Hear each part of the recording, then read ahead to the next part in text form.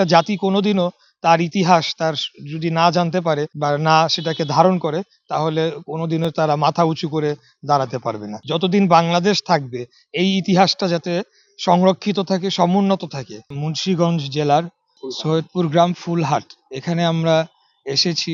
এটাই একটি মুক্তিযুদ্ধের সম্মুখ সমরের একটি স্মৃতি বিজড়িত স্থান। তো এখানে আমি আসার পরে যে আমরা ওই স্থানটি পরিদর্শন করেছি এবং সেখানে আমাদের সাথে আহ, বীর মুক্তিযোদ্ধা ছিলেন এবং তৎকালীন সময় যারা প্রত্যক্ষদর্শী তারাও কয়েকজন ছিলেন, যাদের কাছ থেকে আমরা ঘটনাটির বিস্তারিত শুনেছি।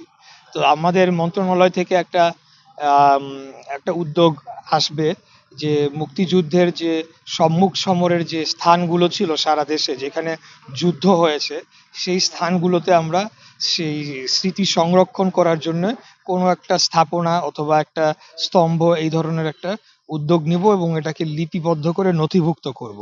মনে রাখতে হবে যে বাংলাদেশের শুরুটাই হয়েছিল, বাংলাদেশ নামক রাষ্ট্রের যাত্রা শুরু হয়েছিল মহান মুক্তিযুদ্ধের মাধ্যমে 1971 সালে।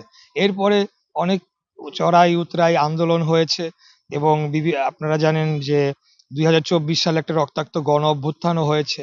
তো সবকিছুই ছিল কিন্তু বাংলাদেশের যে মুক্তিযুদ্ধের যে মূল আদর্শ, সেই আদর্শকে ঘিরে বলে আমি মনে করি। বিগত দিনে আমরা দেখেছি যে বিভিন্ন সময় বিভিন্ন আধিপত্যবাদী শক্তি বাংলাদেশকে দাবিয়ে রেখেছে, বাংলাদেশকে করায়ত্ত করে রেখেছিল, তার বিরুদ্ধে বারবার জনগণ ফুঁসে উঠেছে। কিন্তু এটার মূল শুরুটা হয়েছিল 1971 সালে। সেখানে পাক হানাদার বাহিনীর সাথে আমাদের মুক্তি বাহিনী তারা যুদ্ধ করে এবং সেখানে অনেক মানুষ হতাহত হয়, অনেক বাড়িঘর পুড়িয়ে দেওয়া হয়েছিল। তো এইসব ইতিহাসগুলো জানলাম। তো আমরা উদ্যোগ নিব যাতে আমাদের পরবর্তী যে প্রজন্ম যতদিন বাংলাদেশ থাকবে এই ইতিহাসটা যাতে সংরক্ষিত থাকে, সমুন্নত থাকে।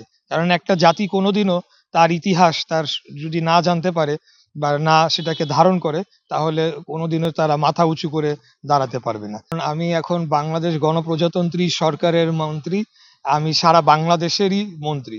তো আমাকে সারা বাংলাদেশেই ঘুরে বেড়াতে হচ্ছে। আপনারা জানেন যে এর আগে আমি নোয়াখালী সহ আরো কয়েকটি জেলা পরিদর্শন করেছি এবং মুন্সিগঞ্জের অন্য যে আসন, সেই আসনেও আমি ইতিমধ্যে পরিদর্শন করেছি।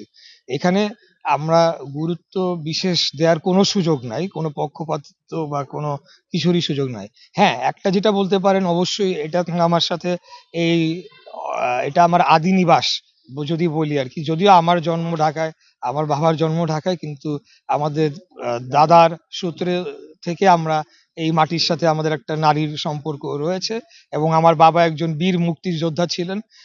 ইতিহাসটা যতটুকু আমি শুনেছি যে এইখানে যে নদীটি রয়েছে ধলেশ্বরী, এই ধলেশ্বরী নদী সাঁতরে আমার বাবা মুক্তিযুদ্ধ ট্রেনিং যোগ দেওয়ার জন্য তিনি সাঁতরে পাড়ি দিয়েছিলেন।